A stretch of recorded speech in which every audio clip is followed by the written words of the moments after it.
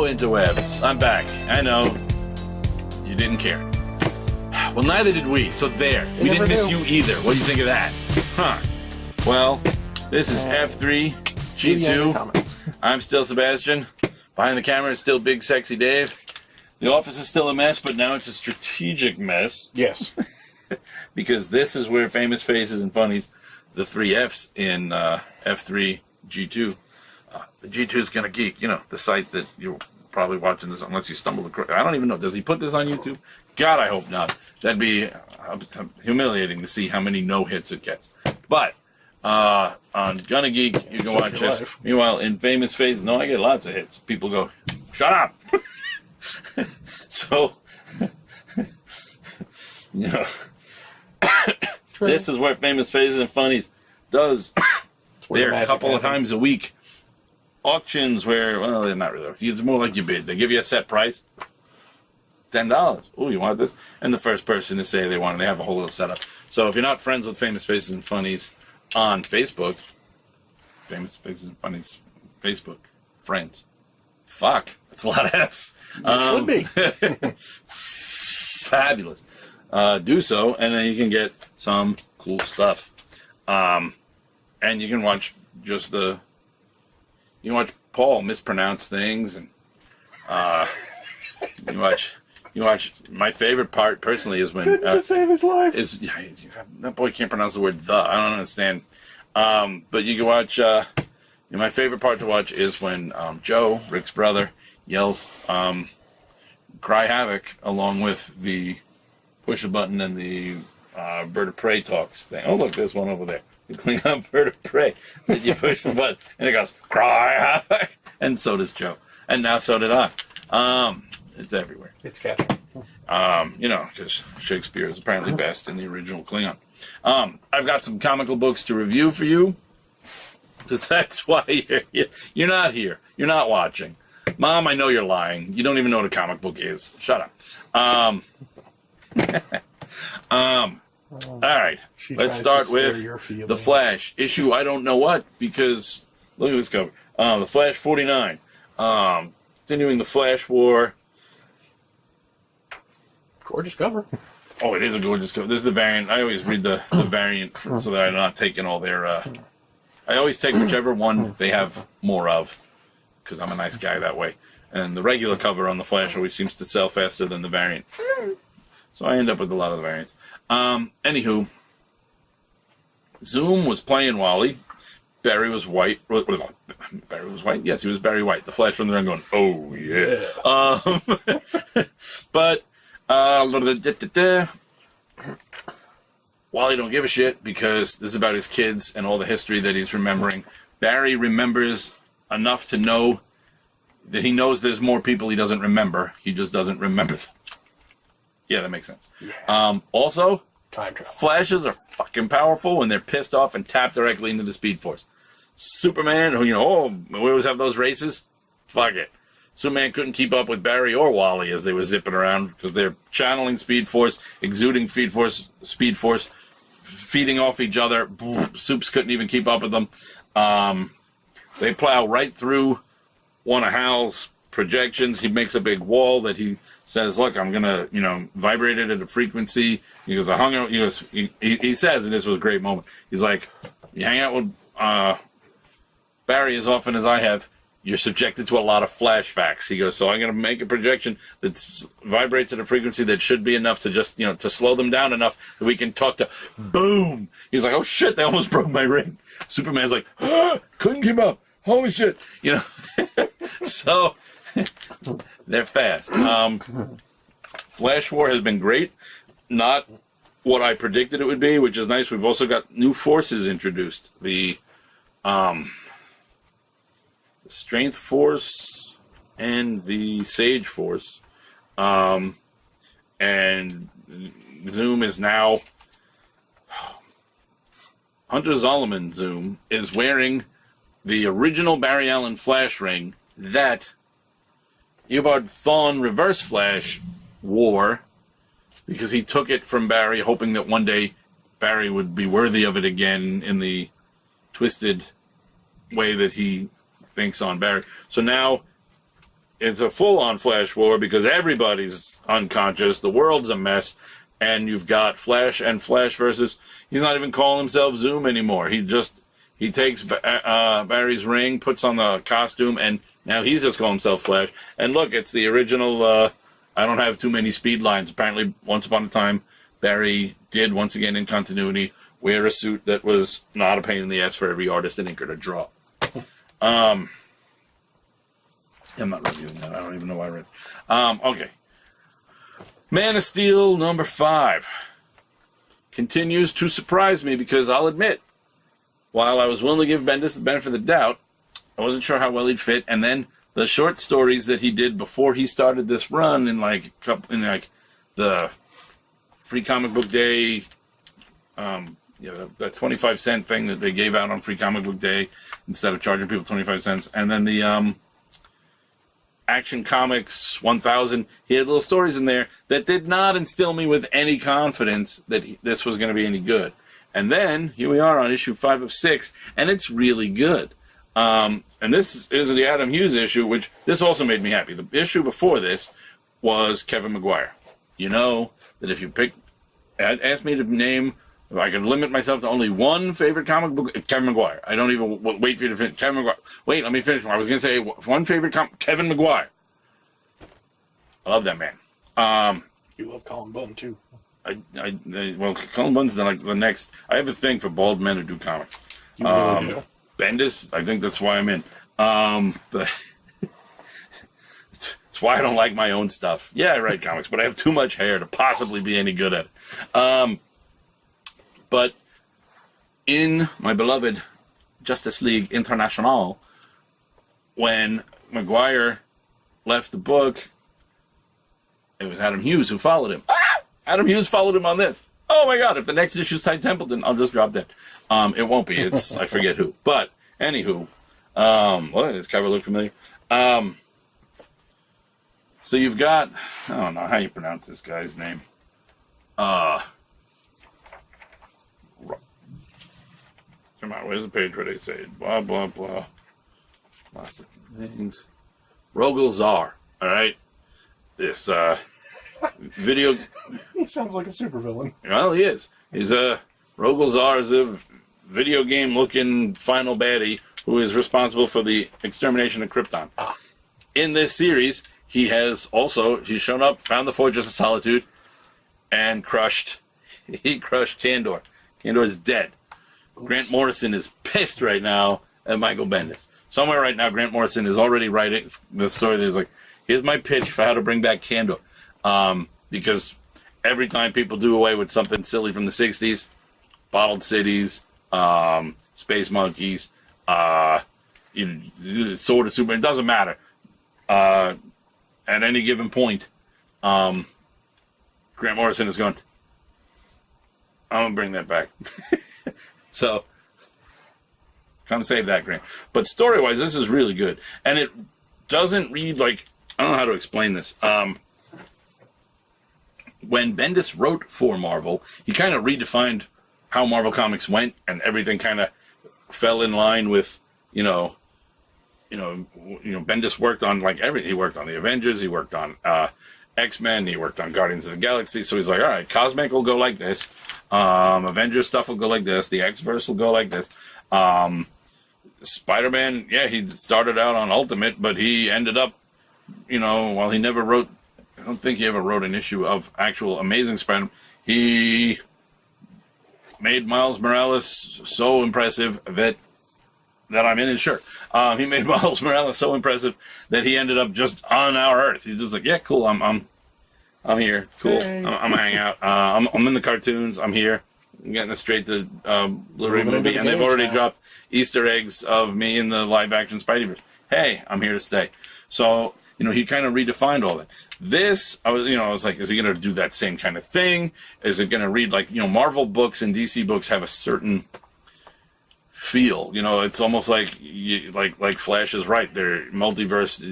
They just exist on a different vibrational plane because you get a different vibe from reading a DC book than you do from reading a Marvel book. And he's got it right, George. Bendis is writing like a DC book.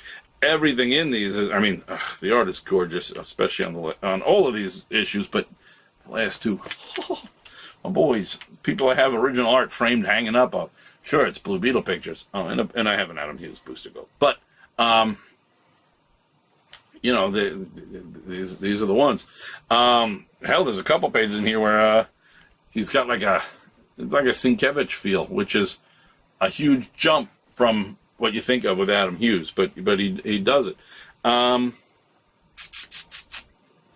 We get a little closer to the mystery of where is Jonathan and where is Lois. It looks like they may both be off with Grandpa Jarrell, you know, like you do. But it surprised me. Even the things that aren't going the way I want them to, it's not because nothing is badly written. You know, I'm like, I want more of this, that, or the other thing. But, you know, or, oh, I didn't want you to do that with this. I didn't want you to kill Kandor. I didn't want you to send Superboy off to the far reaches of the galaxy. I kind of wanted what I had. But none of this is, you know, I'm like, okay, not the way I would have gone, but I'm liking it, so I guess I'm going to follow on. It's kind of how I stumbled into Superior Spider-Man. All right, now, as you said, yes, if you watch this show, you know, holy shnikes. I am, look at all these things. I am a Cullen Bunn fan. So, first, let's cry over. Rush. Look at this. I do. I got 4 of them here. There were 5 this week, but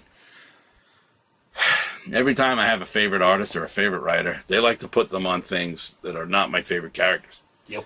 And sometimes I'll follow them there.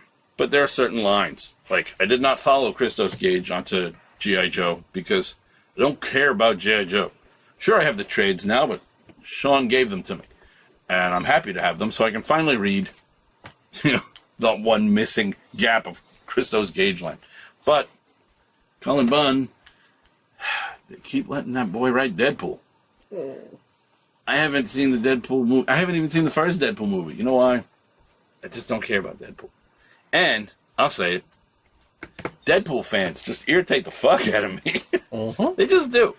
Which is why I'm constantly getting yelled at at Free Comic Book Day when I'm sitting here sketching and someone asks for a Deadpool, and I always draw a pool with Deadpool's eyes on it and a tombstone. And that's all they get. Because don't ask me to draw Deadpool. But anyway. More Invisible Woman. It's good that they put, you know, because Cullen Bunn writes like a fuck ton of books. He makes up more on the pie chart of things I spend money on. There's like, you know, comics and then just like Cullen Bunn comics.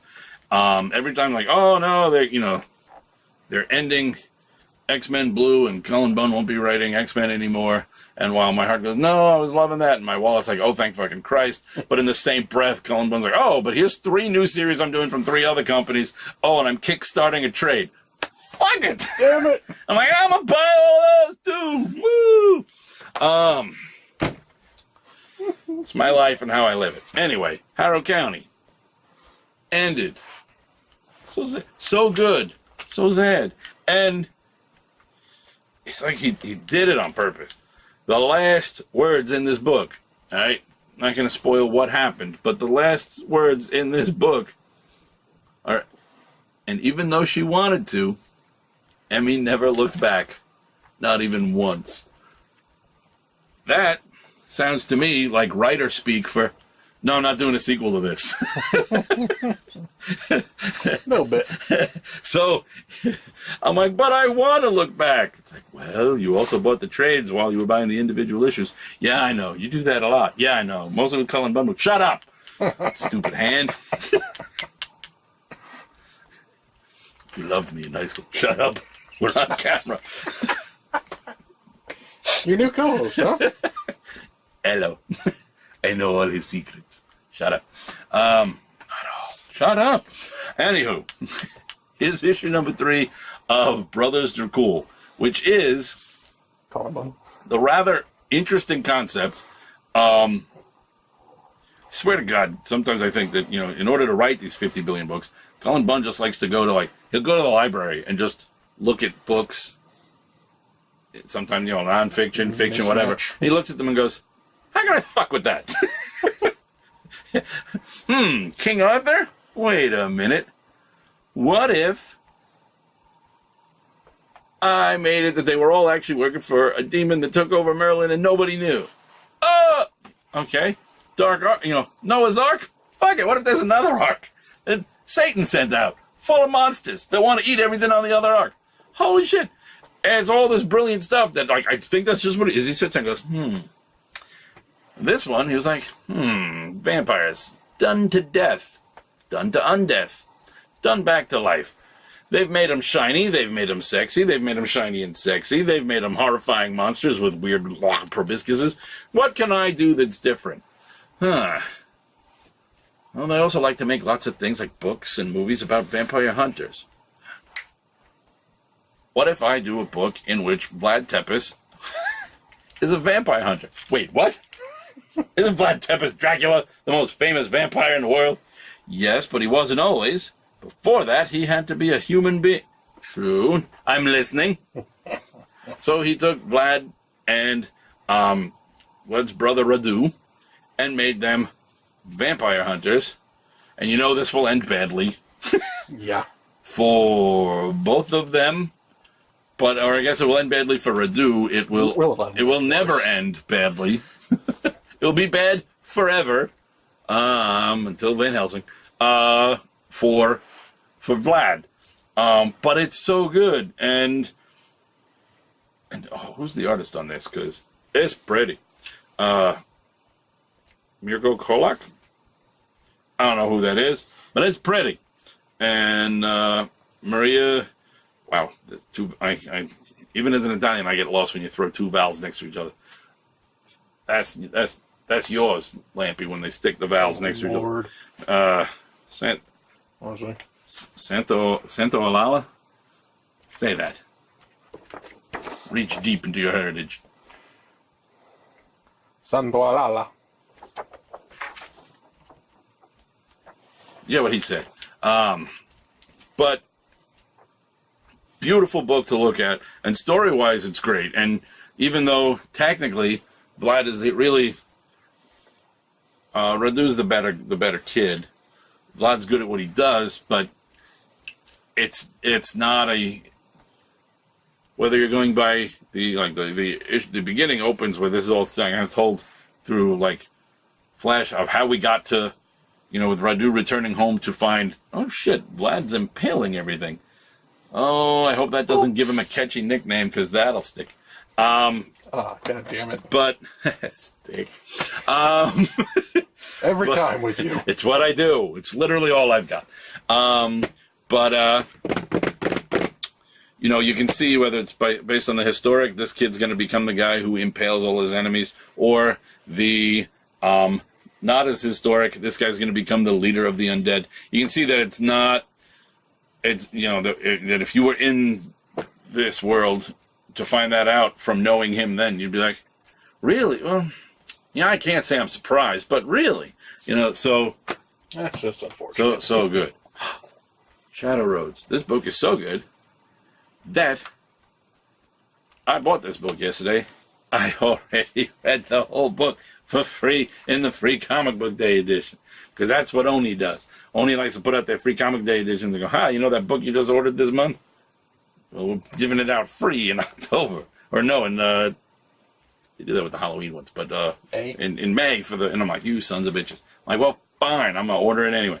So, this is the not direct sequel, but further down the line in the same world as this is Sixth Gun Revisited, but really just the world of the Sixth Gun Revisited. The guns don't look like the guns are going to come into play in here, but it's the same world, and we've got the Shadow Roads, which were introduced in there, and this gives us our lead character is Henry. Henry is a Native American raised in England for reasons we haven't had disclosed yet, and he's a Cambridge educated man, and of course, that makes everybody hate him all the more. Mm-hmm. But while he's at an exhibit where a lord is putting on an exhibit of like Native American stuff, and American, not memorabilia because it's all still happening, but it's like a cross between a museum and a sideshow, really. And while he's there, a older Native American gives him a ceremonial dagger and tells him, "Go home." And then, of course, he and his friend end up on a train where they're met by two other people who are hunting these weird monster things. Doesn't look great for the friend. He got scratched. He said the word, it's just a scratch, I'll be okay. I've read enough comics and seen enough movies to know that's not a thing you're supposed to say. Also, the fact that he's drawn sweating profusely for the rest of the issue tells me, this is not a character I feel I should be getting terribly used to. Which is a thing, while he's not quite on the George R.R. Martin scale, when he's doing creator-owned stuff, yeah, Cullen Bunn has no problem killing. Oh, you like this guy? Fuck him, he's dead. Haha, we brought him back as Clay. It's not his personality, it's just a pale shade of him. Look, the main character's heartbroken over that, and so are you. That's a specific example, and if you read Cullen Bunn books, you know what the hell I'm talking about. But still, yeah. Cullen Bunn's Jmen Blue. Number 30. Sorta Brother versus Sorta Brother. Dawkins versus Jimmy Hudson. That's not my name anymore, I'm Poison. That mutant's Poison. So, you've now got the dead a couple times resurrected son of Wolverine versus the I'm from the Ultimate Universe son of Wolverine, who is currently at odds with himself because he still has one of the last of the weird pseudo-venom-esque things that is calling it. It's called Poison, and it's on him, and they're both the last of their kind, so they have kind of a bond going. And the Shmen are trying to put things right. But most importantly, the thing I can say about this is Bloodstorm. The saddest thing, there are a lot of sad things, but the saddest thing out of losing Cullen Bunn's X-Men Blue is what's going to happen with Bloodstorm. Because not only is that such a cool character, but he's done such amazing things with her that it really, my favorite thing I think was before this, while the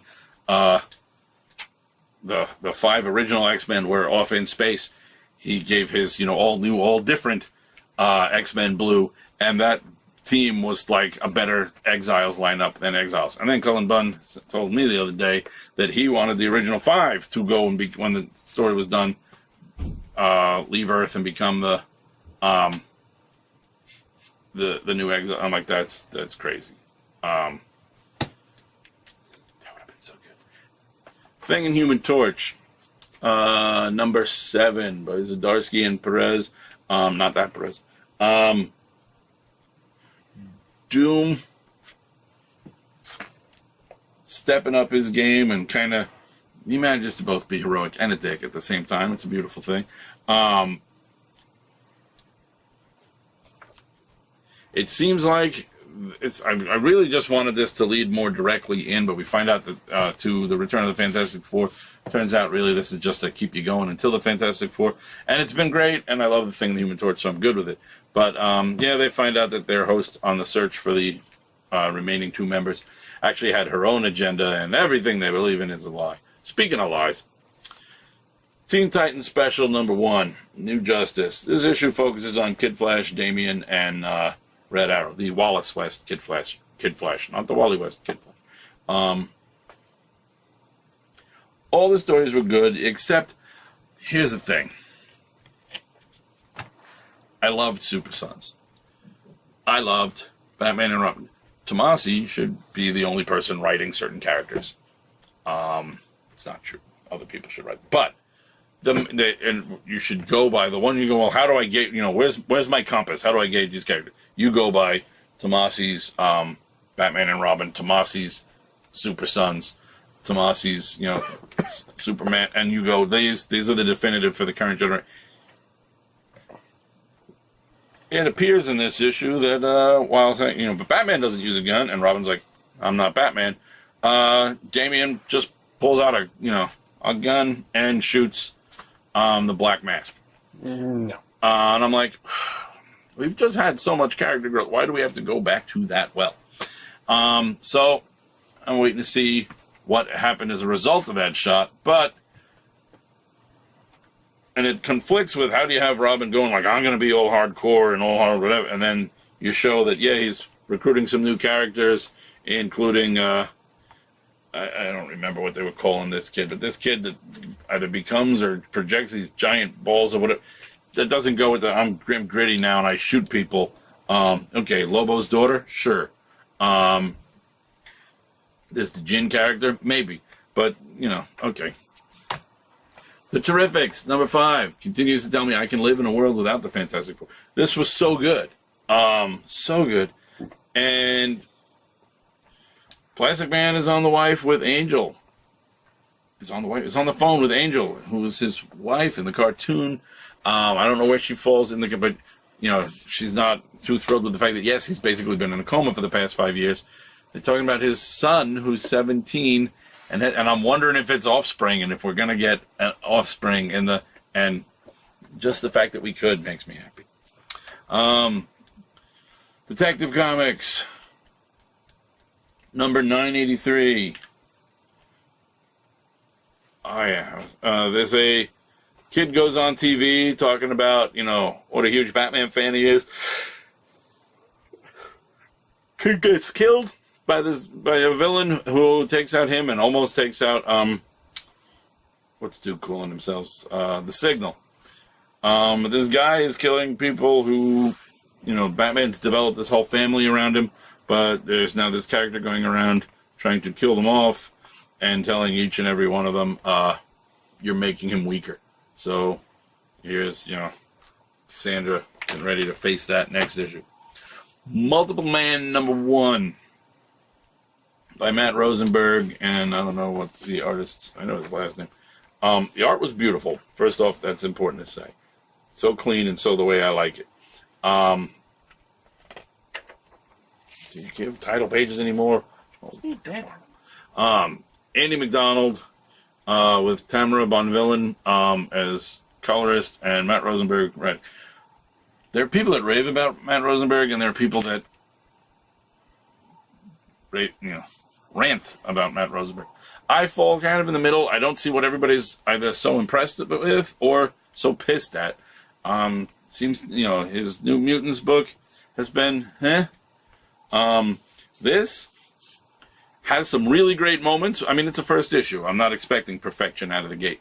This is one of my all-time favorite characters, and I mean, I've been liking it since before it was cool to be uncool and like characters like Multiple Man. I've always loved Multiple Man. Talking from like 70s, he was or 80s, and he was in he was just a background guy. I don't know if I buy Beast as a big Oingo Boingo fan. I mean, I like Oingo Boingo. I just might have assigned that to a different character. It seems more like a Jamie thing than a Beast thing. Yeah. Hank McCoy doesn't seem like a big Oingo Boingo fan, but I could be wrong. Also, there was one, I think my favorite moment in the book is as some stuff starts happening, and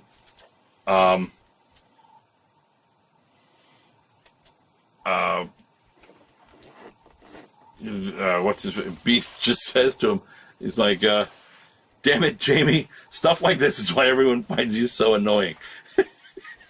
And that's accurate. So we'll see how this goes. I mean, they brought my boy back, but they didn't.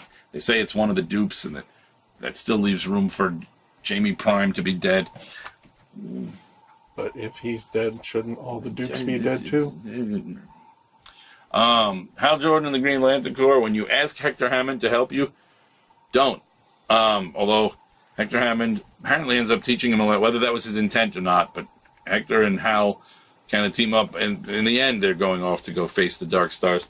But first, he gives the ultimate contest of wills, and if they weren't on the world where Hal was able to create a ring out of pure willpower, Hal would never have been able to fight his way out of Hector's little mind trap. Meanwhile, speaking of mind traps, the Dark Star uniform has got Guy on Earth ready to kill his father. And who shows up to stop him? Arkillo, who's like, look, we've been friends, we've been enemies. I call you a friend now, but whatever you consider me, I'm not going to let you do this, you know. And they have, it's like, you want to talk a character who's seen a lot of character growth. I'm going to be heartbroken when Venditti lives this book and somebody else just goes, Arkillo, he's that cool big tongue having, you know, monster of a, you know, let's just make him. No, he and Guy have bonded. They beat the shit out of each other until they became drinking buddies, like you do. Look, it's Coming Home instead of Homecoming. It's clever.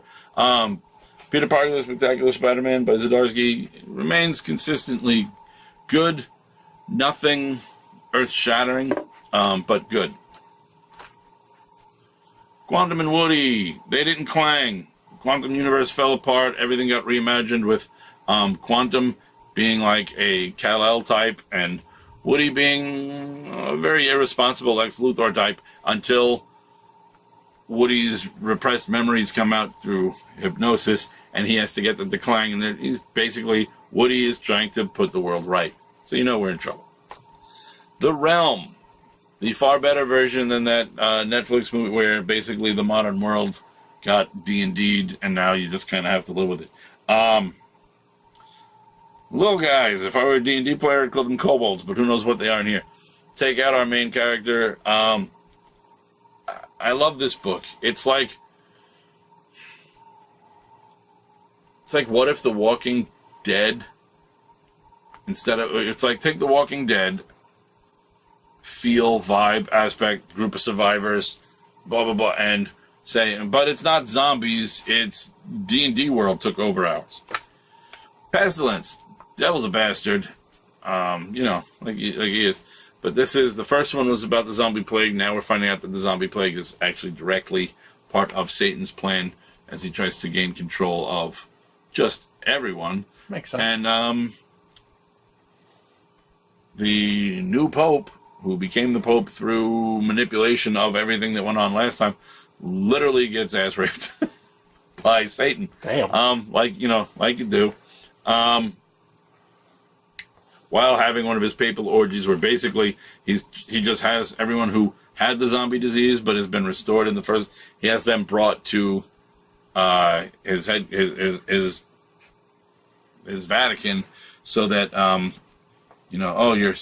he tells them all, you're still diseased. We have to do a cleansing, and basically that cleansing is just an orgy for him and his twisted friends that have taken over the church. So you can't really feel bad as Satan comes in and says, look, I'm going to show you that I am the top bitch in this whole thing. And then Satan actually literally, the point was to show him that, I'm going to get inside you because now I'm actually, Satan leaves the body he took over and goes into the new pope because that's where he's going to have the most power. And finally, we'll end with Modern Fantasy #1 by Dark Horses by Rafer Roberts and Kristen Gudsnuck, which is fun to say. We've got Sage, who is, says level 12 Ranger crossed out, level 3 Data Entry Specialist, skills Daydreaming +5, History +12. Gondra, daughter of Mithra, level 5 Waitress, level 2 Very Part-Time Student, skills Friendship +4, Loyalty +6, Dwarven Warhammer +10. Lizard Wizard, who's an actual lizard. Level 20 Mooch, race Lizard, type Wizard, lapsed. Skills Lounging +5, Dank Crystal Distribution +9. And Bakdar, level 3 Obnoxious Coworker / level 16 Follower of Crag. It's basically like an ogre trapped in office space. It's got that kind of cartoony style that falls between like American web anime comic and like a Steven Universe style cartoon. It was really good. The first issue involves Lizard Wizard's boyfriend, a goblin or gob as they call him, who is a kleptomaniac douchebag, steals an amulet from one of Lizard Wizard's supplier, but it turns out one, it's fun to say Lizard Wizard out loud. It was fun to read, but I'm now saying it out loud, and I'm liking it. Can't stop. But it turns out that that amulet is very important to these trolls, and basically the main bad guy is like an owlbear in a suit, which is awesome. That's fantastic. You had me at owlbear in a suit. Yeah, so the amulet ends up, of course, with Sage, who dreams of the time when people used to do adventuring before they became like, it's modern fantasy. It's like the D&D world, but like of today. And then, now because of this amulet, and they have to save their friends and stop these, stop this owlbear and his trolls. The last page ends with, she's like, wait, does that mean? And then it says, next issue, Sage goes on an adventure. Yeah, next. But wait, does this mean, is this next issue? Sage is going on an adventure. So Sage and Lizard Wizard have to save their friends. Yeah, really, really good. So, that's it. Can't believe you watched all of this. You're a fool.